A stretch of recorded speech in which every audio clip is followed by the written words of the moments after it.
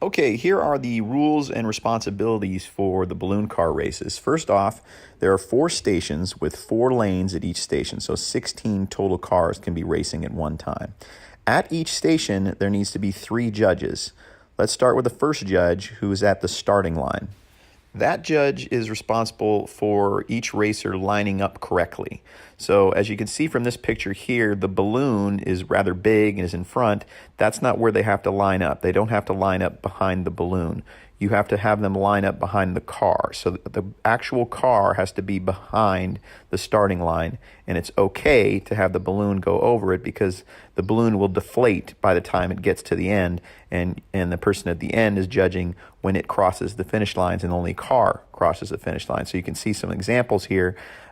This one here, it would be where that straw is because that is part of the car and not the balloon.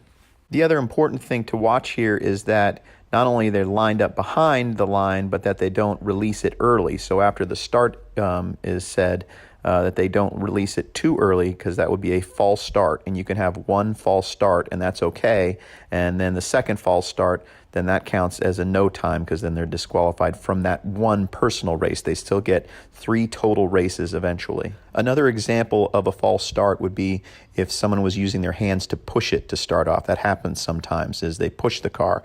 If they push the car, then that is a false start also. They're supposed to just let go of the balloon and let the balloon power the car. Nothing else can power it, so that would count as a false start. The next judge will be at the finish line, and that's the timer. The timer is going to have a pretty quick job because they'll have to use an app from either iPhone or Android where it has a lap function, and when each car gets to the end, you got to press a lap four times basically. And then you're going to record that time on the students' cards, the time cards that they give you, and the students, again, will have 3 different trials, not all at the same time, but 3 different total trials throughout the day that they'll be able to put on that time card. And you do not want to let them go immediately after they go once because there are 91 total cars and only 16 can go at a time. So that's about 6 turns. So they need to wait for their next turn in order to do that.